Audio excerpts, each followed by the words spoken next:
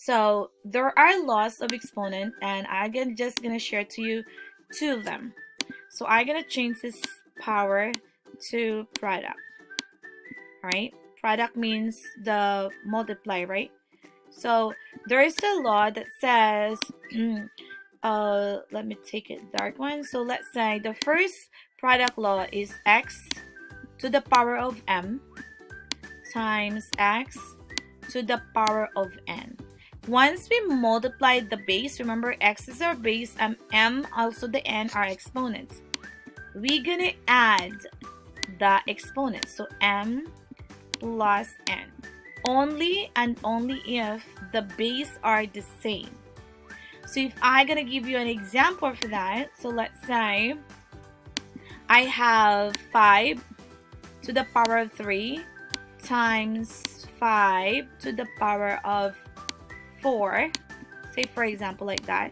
So if you notice, the 5 and 5 are the same, and then the exponents are different. So once the base are the same, we could copy the base, and based on the rule, we add the exponents. So that's 3 plus 4 equals 5 with the exponent of 7. Okay, so if we say for example just letters, so let's say for example I have a to the power of 6 times, again it's a to the power of 2. With that rule said, it's gonna be a to the power of 6 plus 2 equals a to the power of 8. Like later on, if they say what if a is 2, then you simplify them. But if it's just a variables, you cannot do anything about it by end up with exponential form expression or term, something like that, right? You have a question for this first rule? I'm giving you 2 today. You're good? All right. So maybe you could take a snapshot of it. Yes, that's why I'm almost want to say you guys are good, like so fast. Go take a snapshot. Do next example. So I'm gonna clear this. The next law is not anymore power law. Now we have the quotient law or the division law. So if we divide exponents with the same base, go ahead. If we divide exponent with the same base, this time we subtract the exponent. So m minus n. So if I'm gonna give you an example with just actually an actual number, so let's say 4 to the power of 6 divide by 4 to the power of 2. Let's make it 3 so it doesn't look like the same number. So that's gonna be 4. Then we're gonna have 6 minus 3 because it says we need to subtract. So that's gonna be just 4 to the power of 3. 6 minus 3 is 3. Eventually, if we have the variable, so let's say y to the power of 5 divide by y to the power of let's say 2. Now we end up again with the same number. So y and y to the power of 5 minus 2 gives us y to the power of 3. Again, take a picture. Alright, so there's another one that is very important I want to show you about dividing exponents with the same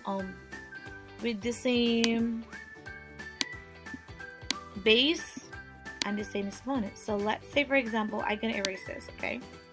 So it says here that if, let's say for example, I have an exponent of 4 to the power of 2, 4 to the power of 2, and then another 4 to the power of 2, based on the rules that we have, it is 2 minus 2, so that's gonna end up 0.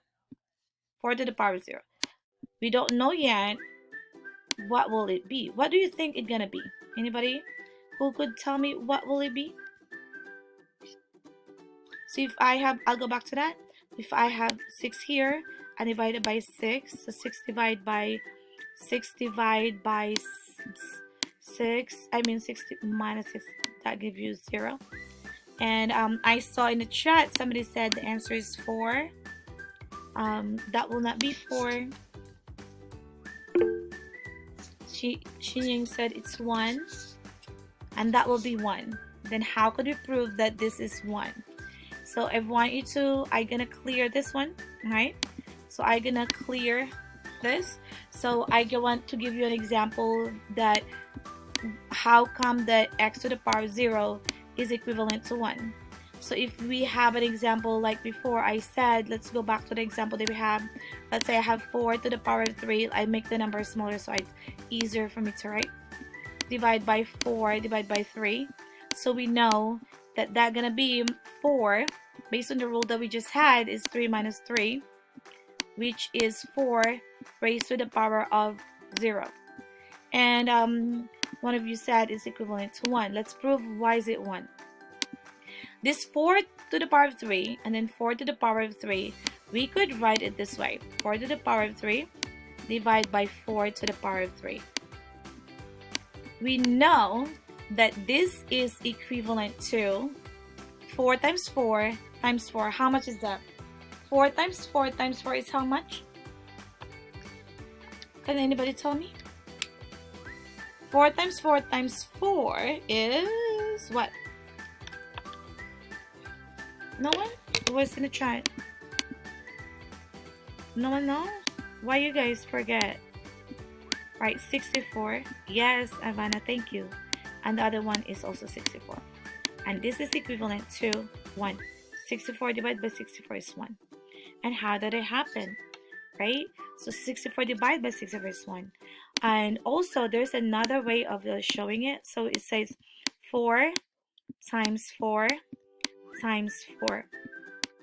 Divide by 4 times 4 times 4. Remember the cancellation method that you used in elementary school? You could cancel this one. Why do we cancel this one actually? What is the reason of canceling that? What is it equal to?